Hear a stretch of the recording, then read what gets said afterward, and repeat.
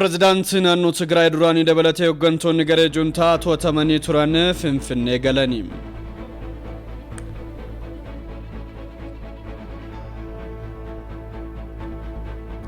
Godina Shawaa Bahaatti waajjira giiftii dureetiin birrii miliyoona 20 kan ijaarame manni barumsa sadarkaa lammaffaa Ifaa Liiban eebbifame.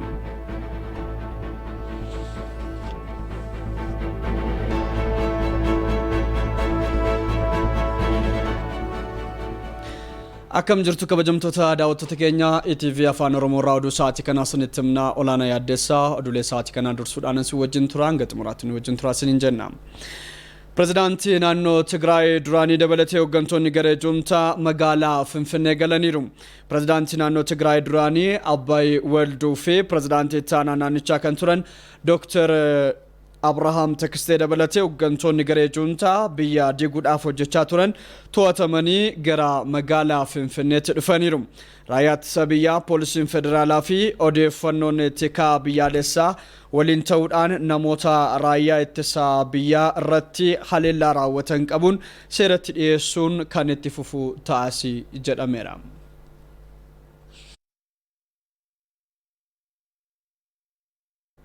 Badhaasa nishaanii waraanaa olaanaa Jibuutii irraa kan badhaafaman Itaamaajoor Shumiin waliigala raayyaa ittisa biyyaa Jeneraal Biraanuu Juulaa wayitaa Finfinnee galanitti simannaa'aan taasifameefira. Jeneraal Biraanuun wayita buufattii yaada addunyaa boolee gahanitti ministeera raayyaa ittisa biyyaa Dr. Qanaa Yaadataa dabalatee hooggantoonni biiroo raayyaa ittisa biyyaa simannaa ho'aa taasisaniiru. Habaabomaa immoo dabalataa akka taanutti qindeessiteetti. Garee Abuuti irratti gama mootummaatiin tarkaanfii olaantummaa seeraa kabachiisuuf fudhatameen Jibuutii dabalatee biyyootni ollaa baay'een isaanii ni jeeqamu jedhanii yaaddoo keessa akka turan Jeneraal Biraanuu Juulaa tajaajila Itoophiyaatti himan. Ta'us garuu yeroo gabaabaa keessatti raayyaan ittisa biyyaa tarkaanfii olaantummaa seeraa kabachiisuu xumuruun shakkamtoota to'annoo jala oolchaa jiraachuu dubbataniiru. ሀገራችን ላይ ጦርነት ሲነሳ ትንሽ መደናገጥ ነበራቸው. Biyya keenya keessatti wayitaa wal waraansi eegalu xiqqoo jeeqamanii turan. Biyyoonni ollaanis ni jeeqamanii, Jibuutiinis ni jeeqamti. Wal waraansi kun barbaachisaa miti. Ejjennoo jedhu qabu ture. Kanaafis bu'aa isaa baay'ee eegaa turan. Kuma beekamu waraanichis torbaan lama keessatti mo'achuudhaan xumurameera. Sana booda warreen badii qabanis hordofaa turre. Innis milkaa'ee jira. Tarkaanfii olaantummaa seeraa fudhatameen biyyoota ollaa irratti miidhaan osoo hin geessisin xumuramuun isaan gammachiisuu kan himan Jeneraal Biraanuu Juulaa badhaasichi gahee raayyaan ittisa biyyaa nageenyaaf qooda isaa baatedha jedhan. ጦርነቱ ውጤት በድል ሲጠናቀቅ ቀጠናው እንደተፈራው ወደ አደገኛ ሁኔታ የሚገባ ሳይሆን ለሁላችንም ሰላማዊ ሁኔታ ይረጋገጥልናል የሚል ጉጉት አላቸው. Biyyoota ollaa hunda keenyaatiif nageenya mirkaneessuu danda'a jedhanii waan turaniifis hawwii qabu turan. Mootummaan Jibuutii raayyaa ittisa biyyaa hooggantoota raayyaa ittisa biyyaa waraanicha hoogganaan turanitti gammadaniitu kan meedaaliyacha nuuf kennan. Badhaasa hayyama guutuu pirezidaantii Jibuutii nishaanii olaanaa Itaamaajoor Shumii waliigalaa Jibuutii Jeneraal Zakkaariyaa Sheek Ibraahim irraa kan fudhatan Itaamaajoor Shumii waliigalaa raayyaa ittisa biyyaa Jeneraal Biraanuu Juulaa badhaasichi kan miseensota raayyaa ittisa biyyaa maraatis jedhani. ሜዳሊያውን ለኔ ይስጡ እኔ ልቀበለው እንጂ ሜዳሊያው የሀገሪቱ ነው. Meedaalichas ani haa fudhadhu malee meedaalichi kan biyyaati, kan miseensota raayyaa ittisa biyyaa hundaati. Walumaa galatti kabaja gootota raayyaa ittisa biyyaatiif meedaaliyaa kennamedha. Biyyoonni ollaa hundi galataa fi dinqisiifannaa nu dhiyeessanii waan jiraniif kun ammoo kabaja biyya keenyaatti kana caalaa daran akka cimnee hojjennu nu taasisa.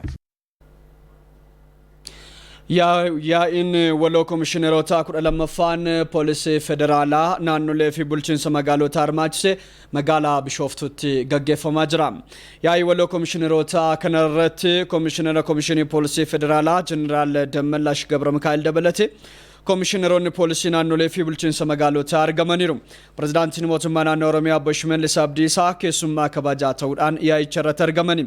Yaa'ii guyyaa lamaaf turu kanaaf caaseffamu poolisii federaalaa rakkoolee kenniinsaa fi moggaasa sadarkaa guddinaa irratti mul'atu ilaalchisee gabaasni qorannoo dhiyaateera. Karoora tarsiimoo waggaa 10 irrattis mariin taasifamaa jedhame. Kaayyoon yaa'ichaa poolisii biyyattii sadarkaa fooyya'aatti guddisuuf ta'u komishineerri komishinii poolisii federaalaa ጀነራል ደመላሽ ገብረ ሚካኤል ibsaniiru. Itoophiyaan akka biyyaatti akka itti fuftuuf raayyaa wareegama barbaachisu kaffalutu biyyattiidhaaf barbaachisaa jedhan pirezidaantiin mootummaa naannoo Oromiyaa Obbo Shimallis Abdiisaa. Kanas miseensonni raayyaa ittisaa fi poolisii federaalaa qabatamaadhaan agarsiisaniiru jedhani. Olaantummaa seeraa kabachiisuu fi walqixxummaa mirkaneessuu keessatti gaheen poolisii olaanaa ta'uu Obbo Shimallis ibsani. Qophii duraa filannoo marsaa ja'affaa biyyaalessaa ilaalchisee guyyaa boruu karoorri kan dhiyaatu ta'as jedhameera.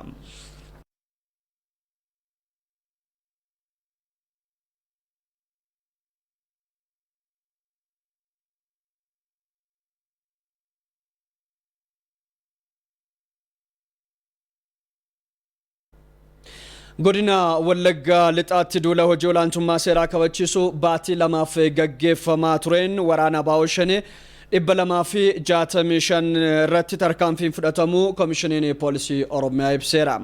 Hojii olaantummaa seeraa kabachiisuu aanaalee godina Wallaggaa lixaatti hojjetameen Abaawoo 8 irratti tarkaanfiin fudhatamuu qajeelchi poolisii godina Wallaggaa lixaa himeera.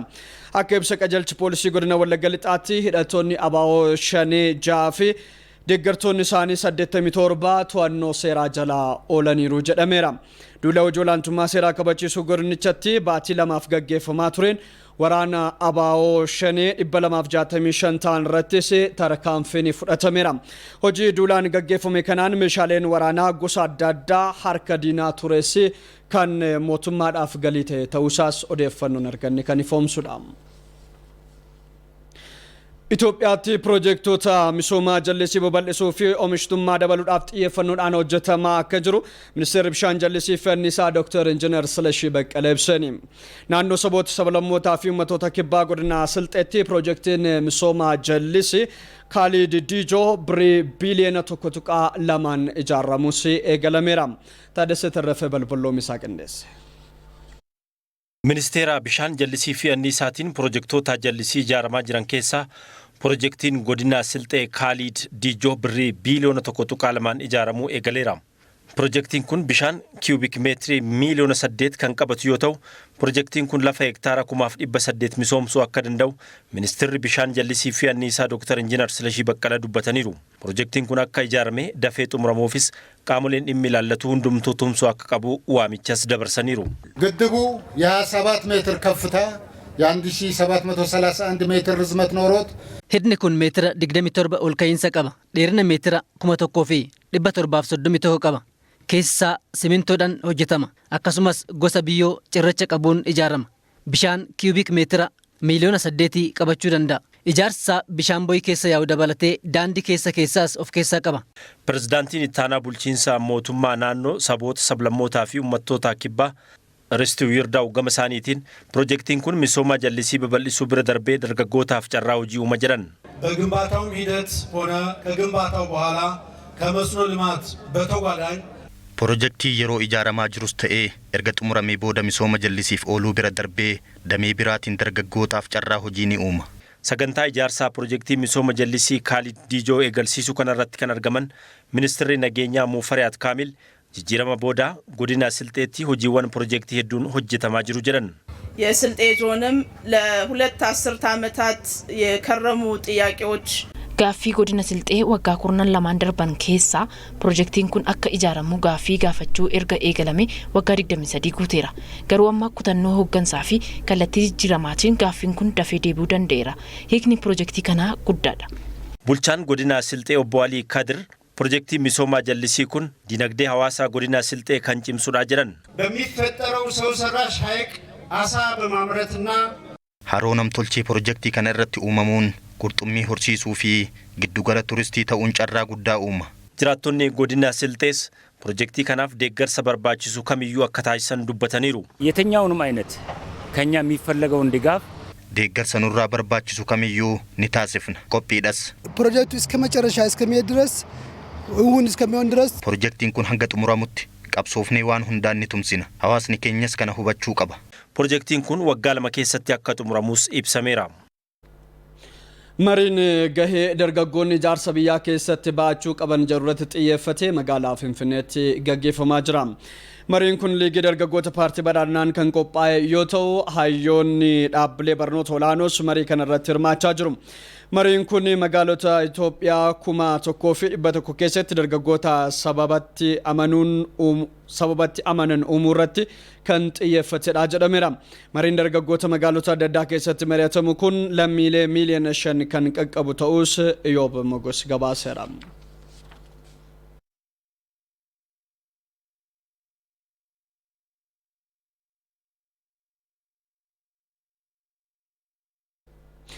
Wixineen labsii miidiyaa indaastirii miidiyaa babal'isuu fi gumaachuuf bu'uuradha jedhamu sabdaneessummaa calaqqisuuf faayidaa olaanaa qaba jedhameera.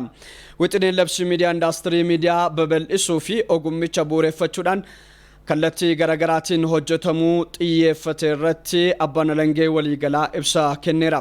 Mana maree bakka bu'oota uummataatti koreen dhaabbii dhimma seeraa haqaa fi dimokiraasii koreen dhaabicha kanneen wixinicha dhiyeessanii fi hooggantoota dhimmi ilaallatuuf gaaffilee garaagaraa kaaseera. Gaaffilee kanaafis qaamoleen dhimmi ilaallatu deebii itti kennaniiru. Abbaan alangaa waliigalaa Dr. Gediyoon Ximootiyoos qabiyyee fi karoora wixinee labsii kanarratti ibsa bal'aa miseensota mana maree kanaatiif laataniiru. Wixineen labsii qophaa'e kun sabaa himaaleen ogummaa bu'uureffachuudhaan heddumina keessummeessuun dhaabbata jabaa uumuu akka danda'aniif qooda olaanaa qabas jedhameera. Tajaajila oduu Itoophiyaatu gabaase.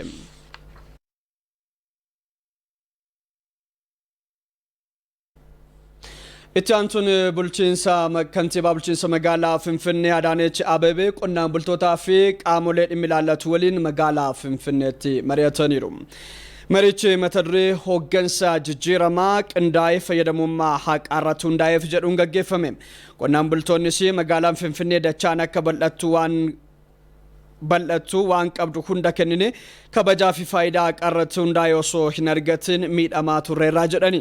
Ammas naannawa keenyatti misoomaaleen bu'uuraa waan hin jirreef xiyyeeffannoon akka nuuf kennamu warra maqaa keenya xureessanis nurraa dhaabsisaa jechuudhaan gaaffilee garaagaraa gaafataniiru.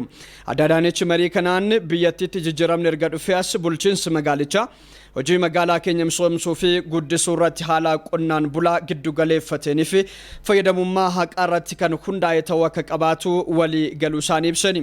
Hojii hojjetamaa jiru kallattii hojimaata fuula duraa fi hojiirra oolmaa rakkoo fi mufii qonnaan bulaa karaa hiikuu danda'uun kan itti fufinsaan hojjetamu akka ta'es kantiibaa taantuun bulchiinsa magaalaa Finfinnee Adaanech Abeebee ibsaniiru.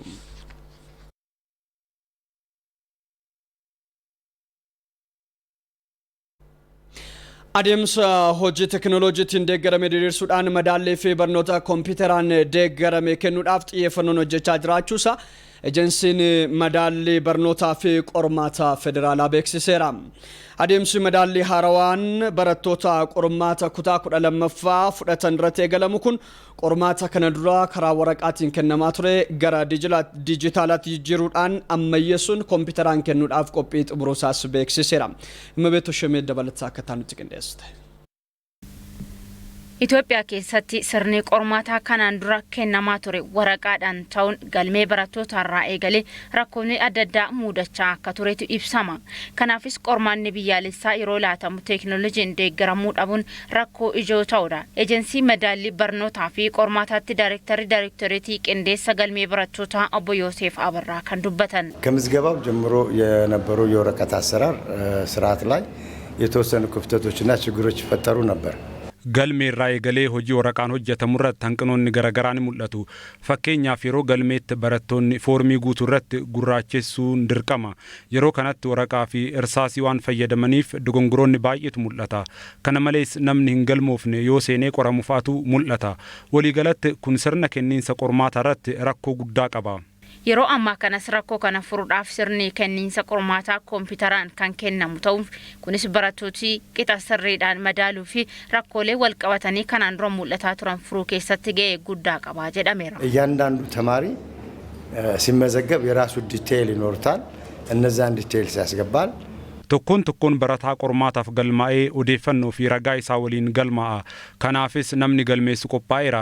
Kanaan dabalatatti ammoo dogongorri akka hin uumamneef sirna sassaabbii ragaa ammayyaa baayoomeetiriik jedhamu waan ta'eef eenyuun iyyuu seenee miidhaa akka hin qaqqabsiisnetti kan qophaa'edha.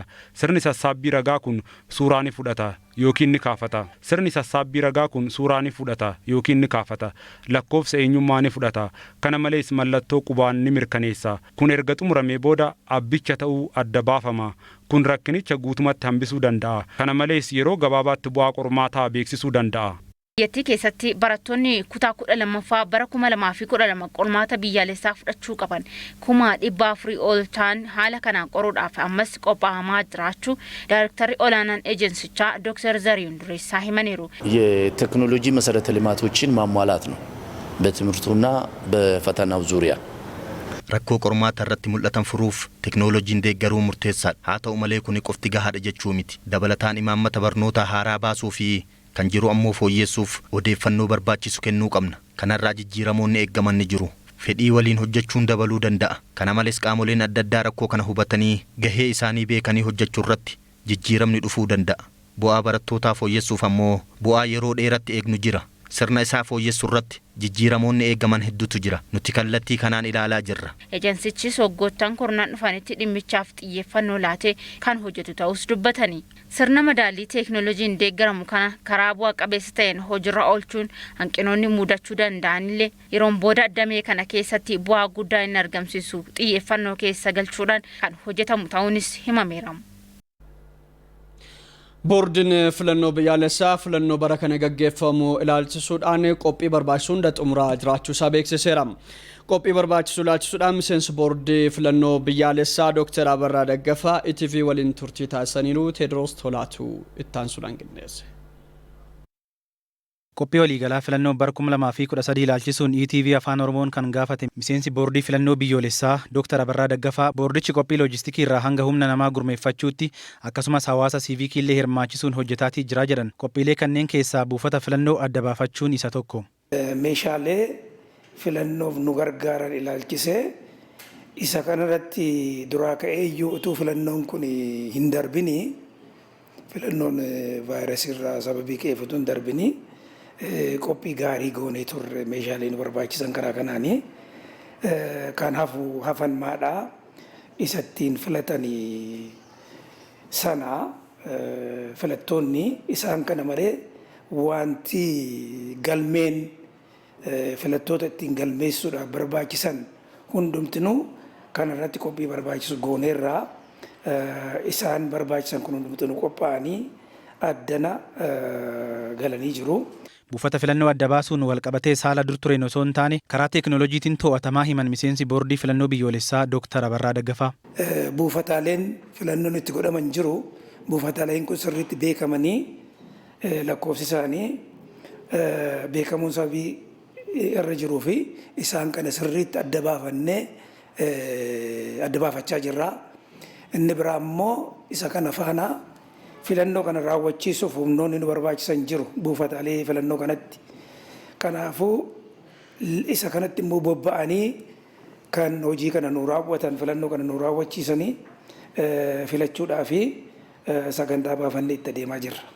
Keessumaa boordichi bifa haaraan hundaa'uu isaatiin kan ka'e qajeelfamoota fi hojimaata filannoo ammayyaawaa ta'an qopheessaa turuus ibsan. Kanaanis yaadota galtee ogeessotaa fi jaarmiyaalee siyaasaa irraa kaafii ture boordichi fudhatee dhimma itti baheeraa jedhan.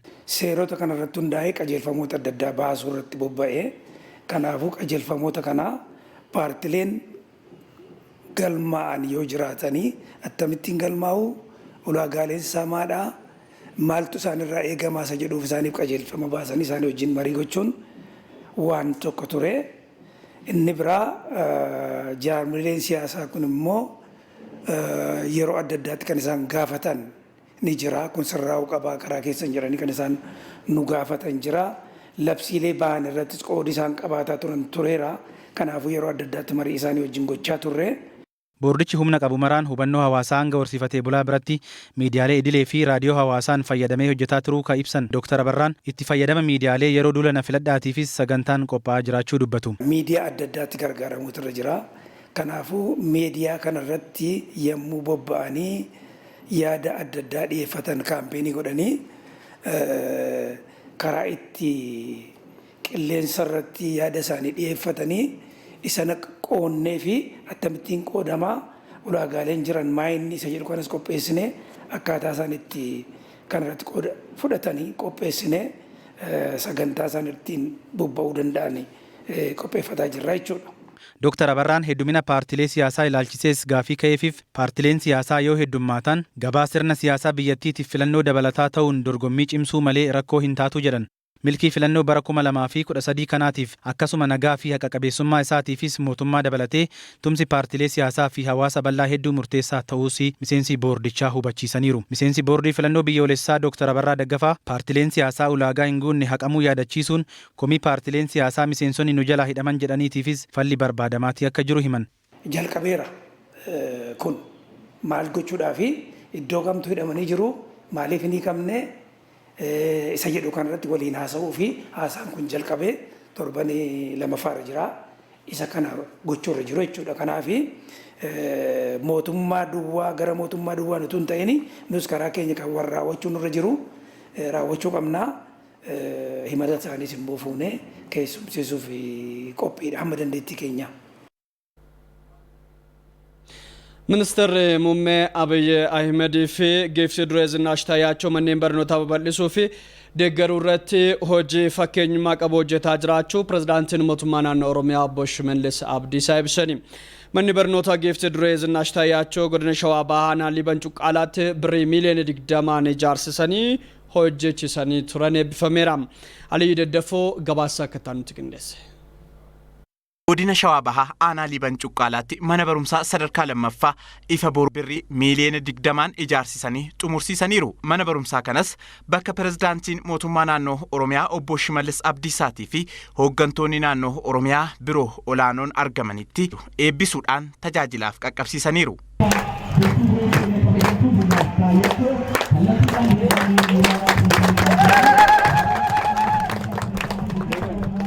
Giifti duree Zinaash Taayyaachoo hawaasni naannichaa mana barumsaa kana akka kunuunfatuufis dhaamsa dabarsaniiru. Naadaraamለው ትምህርት ቤቱ የእናንተ ነው በስርዓት ይዛችሁ Ani kanan amaanaa isinitti dhaammadhu mana barnootaa kana akka kunuunfattanan isinin jedha. Manni barnootaa kun keessani ijoollee keessantu itti barata.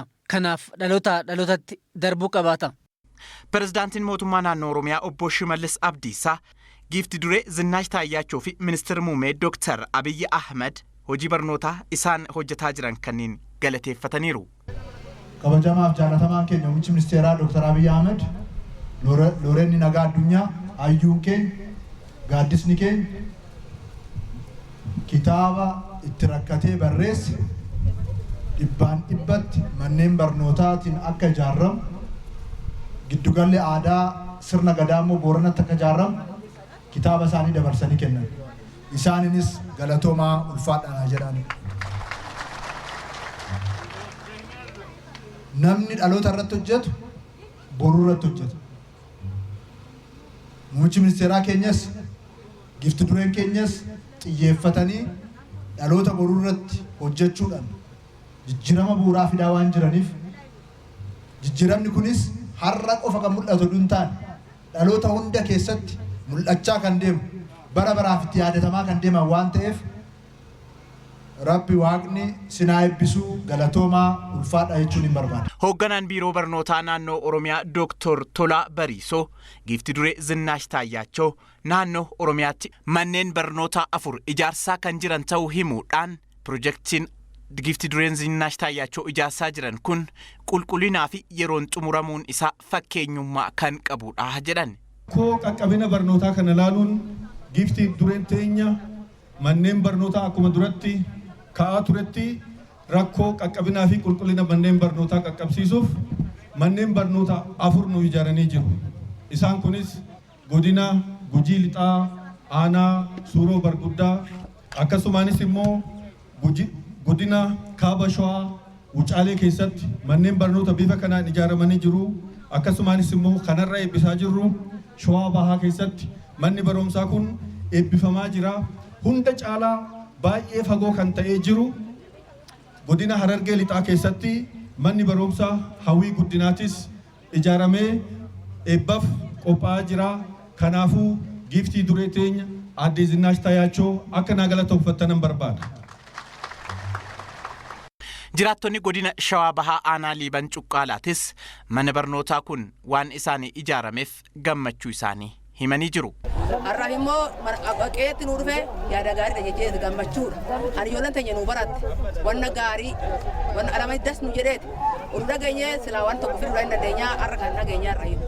Kanaafuu wanna gammanneedha. Giifti duree Zinnaash Taayyaachoo dabalataan ammas godina Arsii Lixaa, Shawaa Lixaa, godina Jimmaa fi Wallagga Lixaatti manneen barnootaa ijaarsisuudhaaf sochii kan calqabaa jiran ta'uu ibsamee jira.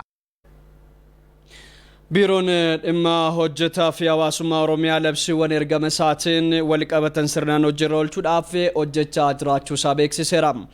Biirichi Adaamaatti caasaalee isaa aanaalee godinaa fi bulchiinsa magaalotaa irraa walitti bobba'aniif leenjii kennuu eegaleera. Awwal Hussein leenjicha hordofee gabaasattaan qindeesse.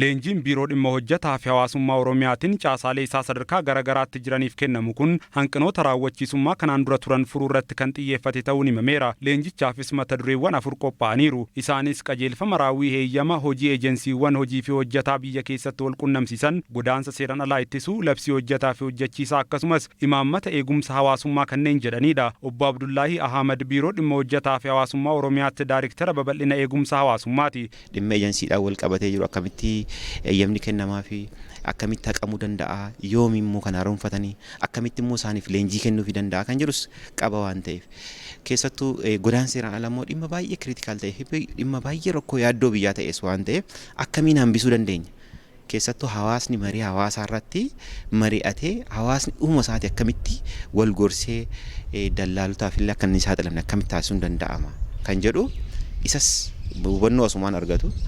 Qajeelfamni labsiinis dhimma hojjetaaf hojjechiisaa keessatti immoo akkamiin ta'uu qaba kan jedhu keessattuu hooggantoonni asitti argaman ogeeyyiin hedduun haaraa dhiyooma kana eebbifamanis gara kanatti makamanis jiru waan ta'eef hojii kana beekanii hubatanii hubachiisus akka isaan danda'an baay'ee isaan fayyada. Ogeessonnii fi hooggantoonni waajjiraalee dhimma hojjetaa fi hawaasummaa godinaalee bulchiinsa magaalotaa fi aanaalee leenjicha irratti hirmaachaa jiru. Leenjichi hanqinoota raawwachiisummaa kanaan dura turan furuuf akka isaan gargaaru dubbataniiru. Leenjiin kun tokko xiyyeeffannoo gurguddoodha kan of keessaa qabu. Ispeeshaalii ejensoota keessatti. Ejensii keessattis kanaan dura ejensiin eeyyama biyya keessaa fudhatanii hojjetaaf hojjechiisaa wal qunnamaa turan karaa guutuu ta'een hojjechuu irratti hanqina bal'aan akka turu kanaan duras laallee turre. Ammas karaa guutuu ta'een akkamitti akka milkaa kan jedhu ogeessis gaggeessanis akkasitti leenjii argachuun isaa ejensoonni baay'een hojiitti galaa jiru amma akka haaraa labsii reefu haaraa beekanaatiin karaa kanaatiin raawwachiisuu irrattis leenjii kanarraa bu'aa gaariitu eegama. Keessattuu supervisionii isaan gochaa turan keessatti sadarkaa magaalaattis aanattis sadarkaa godinaattis gaappii jiru laalaa waan turaniif gaappii san duuchuudhaaf leenjiin kun murteessaadha. Keessattuu kurmaana sadaffaa afuraffaa hojii harcaanii hafan san raawwachuudhaaf baay'ee murteessaadhaa fi istiraateejiidha jechaadha. Hooggantuun biiroo dhimma hojjetaa fi hawaasummaa Oromiyaa aadde Jamiilaa Simbiruu biirichi galma isaa milkeessuuf caasaalee isaa sadarkaan jiran cimsuu irratti xiyyeeffachuu dubbataniiru. Imaammata eegumsa hawaasummaa hojiirra oolchuuf hojiin hojjetamaa jiru jira. Isaan cinatti ammoo labsii kenna tajaajila lammummaa akka naannootti labsame inisheetivii kabajamuun pirezidaantii mootummaa naannoo Oromiyaatiin bocameedha. Isa sana hojiitti oolchuuf hojii guddaadha kan hojjetamaatiin hin ture. Ammas isa sana cimsinee lafa qabsiisuun keessattuyyuu bobbii haala hojiitii wajjin wal qabatee hojii dhabaa adda baasuu, calaluu, galmeessuu, leenjisuu, aadaa hojii jijjiiruu irratti hojii guddaatu nu eeggataa jechaadha. Ilaalcha jijjiiruun hojiin ilaalcha namaa jijjiiruudha.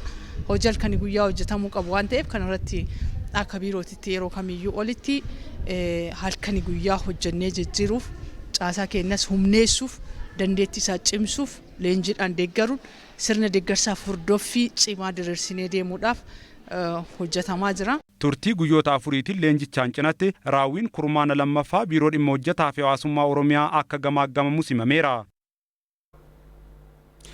Dhiqama biyya ittisuudhaan oomishaa fi oomishtummaa qonnaa guddisuudhaaf kan hojjetan ta'uu qonnaan bultoonni godina Harargee bahaa ibsani. Duulli kunuunsa qabeenya uumamaa akka naannoo Oromiyaatti eegaleetti fufuudhaan hojiin misooma sululaa fi ijaarsa daagaa godina Harargee bahaa aanaa Gursumittis hojjetamaa jira. Misoomni sululaa kana dura hojjetame bu'aa kan isaaniif buusee fi fuuldurattis cimanii kan hojjetan ta'uu qonnaan bultoonni aanichaa himaniiru. Kanaan dura gammoojjummaan babal'attee caamsaan baay'ate Sababa kanarraa muuxannoolee waggoottan dabalanirraa hubachuudhaan misoomni sululaa faayidaa akka qabu uummanni keenyaas itti amannee dhaadannoo lafa dirree ilmaan keenya dhaalchisu jedhuun sululli kun maatiin keenya hundi dhiira dhalaan humni hojii hundi humna hojii jechuun gurmaa'insa ollaatillee osoo nafin bifa mul'atu kanaan bahee hojjechaa kan jiru ta'uu isaati jechuudha. Waa'een sulullee faayidaa gurguddoon harkaa qabdi. Kanaafuu lafteenya nutti oolte lafteenya waan takkaa nuun baaftu amma sulula kana yene waan ubas jirti lafteenya waan qoonqoo addunyaa taatu qoonqoo namaa taatu waa'ee midhaaniitti amma sulula yinoo waan nu wannu jirti giyaa oomisha giyaa kanaafuu amma sululli nuti ganaa dhiibsuufin teenya boota asirraan deebinu jechuudha. Hojiin kunuunsa misooma qabeenya uumamaa waggoottan darban keessatti hojjetamaa ture akka biyyaatti bu'aa gaarii kan agarsiisedha kan jedhan hoogganaa taanaan biiroo qonnaaf qabeenya uumamaa Oromiyaa obbo Indaalkaachoo Tafarii akka guutuu Oromiyaatti garuu hanqinoonni akka dhimmoota tokko tokko irratti jiran kan hubatan ta'uusaa fi sirreeffamuu kan qabu ta'uusaa ibsani. Akkaataa itti uummata hirmaachiifnu irraa ka'ee qa'aan turee jira. Bara kana isa karaa jijjiiruu danda'uun qophii karooraarraa kaanee hojii guddaa hojjetaa turre. Kanaaf kan bara kanaa kan adda godhu gam tokkoon baay'ina guyyaa hojii duulaa daballee jirra. Kanaan dura guyyaa 30 qofallee ture. Amma garuu guyyaa 45 guutuu hojjechuu qabnaa jennee bara kana kan adda godhu tokko kana. Kan lammaffaa bara kana hojiiwwan qindaa'aa ta'an 4 itti dabalamanii jiru. Inni tokkoffaan biqilaa shaaraa magariisaa ganna darbe tuufinsaanii kan kunuunsinu ta'a. Kan lammaffaa ganna dhufullee kan dhaabnu immoo qophii biqilaa bal'inaan hojjenna. Kan sadaffaa bishaan cimmisuudha. Naannoon keenya lafa bal'aa qabdi. Haroon maatii jallisiiwwan garaagaraatti fayyadamuudhaaf kan malu istiraakcharoonni jiidha qusatan hedduun isaanii hin hojjetamu. Inni sadaffaa daagaawwan gurguddaa ta'an bal'inaan karoorfamanii jiru. Kanaaf bishaan cimmisuu, daagaa hojjechuu, biqilaa kunuunsuu, biqilaa dhaabuun kun hojiiwwan qindaa'aa as keessatti karoorfamanii jiranidha. Hojiin kunuunsa qabeenya uumamaa guyyoota 45f labsamee hojjetamaa jiru kun tola ooltummaa qaamolee hawaasaa hunda hirmaachisuudhaan kan hojjetamaa jiru ta'uusaa obbo Indaalkaachoon dabaluun ibsani. Tola ooltummaadhaa fi uummata keenya qonnaan bulaa keenya hirmaachifnee uummata miliyoona 6.8 guutuu Oromiyaa keessa jiru sochoofnee guyyoota 45f hojii kana eegaluudhaaf akkuma har'a argaa jirtan kana godina Harargee Bahaa aanaa Gursuma Raddaamma jiru kana keessatti calqabamee jira. Guyyaa kaleessaa guutuu Oromiyaa keessatti bakka kabajamoo pirezidaantiin mootummaa naannoo Oromiyaa fi hoogganaan biiroo qonnaa jalqabanitti sagantaan kun banamee jira. Yeroo itti keessatti karoora keenya parsantii 100 ol raawwachuudhaaf deeggarsaaf hordoffii cimaa ta'e itti fufiinsaa kan goonu ta'a jechuudha. Riippoortera keenya Muktaar Abdallaat godina Harargee Bahaarraa kan gabaase. Godina Baalee Bahaa aanaa Daawwee Qaaccaanitti dhaabbanni miti mootummaa Kooppii jedhamu humna soolaarii fayyadamuudhaan rakkoo bishaan dhugaatii kan fureef ta'u jiraattonni godinichaa ifamaa jiraattonni aanichaa himani. Dhaabbatichi rakkoo hawaasaa kana furuudhaaf piroojeektii soolaarii tajaajila bishaan dhugaatii birrii miliyoona 9 kan hojjisiise yoo ta'u abbaa warraa 700 olis fayyadamoo taasiseera jedhame. Abdulnaasir Jamaaltu garasitti imaluudhaan gabaasa kana qindeesse. Jiraattonni godina Baalee Bahaa aanaa Daawwee Qaachan waggoota hedduuf tajaajila bishaan dhugaatii argachuuf jecha daandii dheeraa deemuudhaan bishaan dhugaatii barbaadaa akka turan ragaaleen arganne ni dhugoomsa. Xiyyeeffannoo mootummaan hawaasa horsiisee bulaaf kenneen piroojeektii soolaarii humna aduun bishaan ardii jalaa maddisiisu hojjetameefiin tajaajila bishaan dhugaatii argachuu himan. Nu umrii guutuu waggaa haga turre bishaan gaafataa turre takkaa deebiin argan. Yeroo ammaa ammoo yeroo gabaabaa keessatti deebii hagana ga'u arganne bishaan keenya nurra taree ganda ollaa keenyaa hafuura fudhachiise mootummaa kana baay'ee galatoonfadha. Ol deemsi isaa alama deemsisaa gad deemsi isaa alama deemsisaa kana dhugaa turre. Bishaan sun ammoo bishaan qulqullina hin qabneef bishaan booruu ta'ee bishaan ammoo dubartiin ta'e harree fe'attee qodaa guurattee ganama baatee sa'a 6 akka galtutti kana miidhama kana keessa turaa turre kana fayyadamaa turre. Ganda Soofumar akkasuma Doddootii ganda baay'ee ciminaan bishaan huyna qabu bishaan kana nu baasanii nama hunda hafuura fudhannee jirra galanni karabbeeti baay'ee itti gammannee jirra. Piroojeektiin kun dhaabbata miti mootummaa Kooppii jedhamuun birrii miliyoona 9 hojjetame. Jiraattota gandoota 3 abbaa warraa 700 ol tajaajila bishaan dhugaatii qulqulluun fayyadamaa kan taasisuudha jedhameera. Waajjirri misooma qabeenya bishaanii fi enerjii godina Baalee Bahaa rakkoo tajaajila bishaan dhugaatii jiraattota godinichaa furuuf dhaabbilee deeggartoota garaagaraa waliin qindoominaan hojjechaa jiraachuu beeksise. Dhaabbilee garaagaraatiin UNICEFin hojjetaa irraa, WaterAidin hojjetaa irraa, Kooppiidhaan hojjetaa irraa kana hanga danda'ametti hojjenne bara 2013 kana gara parsantii 57 hin geenne jennee akka waajjira keenyatti karoorfannee kan itti deemaa jirru. Pirojektiin soolaarii tajaajila bishaan dhugaatii aanaa daawwee qaachan dhaabbata koppiin hojjetame kunis agarsiiftuu kanaati jedhameera. Aanaan daawwee qaachan ganda aanaa horsiisee bulaati. Horsiisee bulaan kun akkuma beekamu bishaan rakkoo hammaataa keessa yoo xiqqaate akka aanicha sanitti parsantii 12.5 irra jira. Rakkoo isaanirraa kan ka'e dhaabbanni koppii jedhamu pirojektii garaagaraa hojjetaa jira jechuudha. Achi keessatti pirojektiin sun kuusa bishaanii 4 gugurdaa jechuudha. Akkasumas soolaariidhaan kan hojjetu boollarra sinsarni isaa jechuudha. Akkasumas boonoo bishaanii 12 achirratti hojjetaa kan jiru jechuudha. Godinichatti bara kana deeggarsa dhaabbilee garaagaraa fi baajata mootummaan pirojektoota tajaajila bishaan dhugaatii 21 hojjechuun waliin gahiinsa tajaajila bishaan dhugaatii harka 37 irra ture gara 57tti ol guddisuuf hojjetamaa jiraachuu ragaa waajjira misooma qabeenya bishaanii fi inarjii godina Baalee Bahaa irraa argame ni agarsiisa.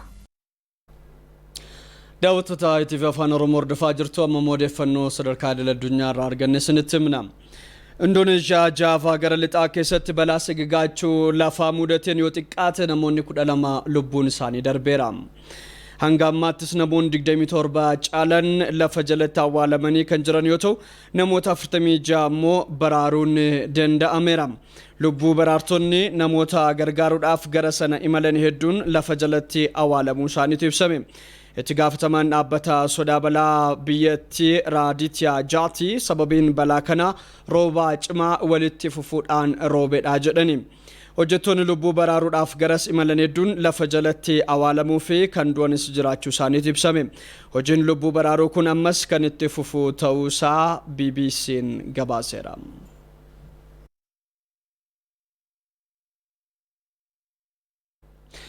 Odeeffannoo biizinasii nuti himuudhaaf immoo stuudiyootti argamee jira Mangistuu akkuma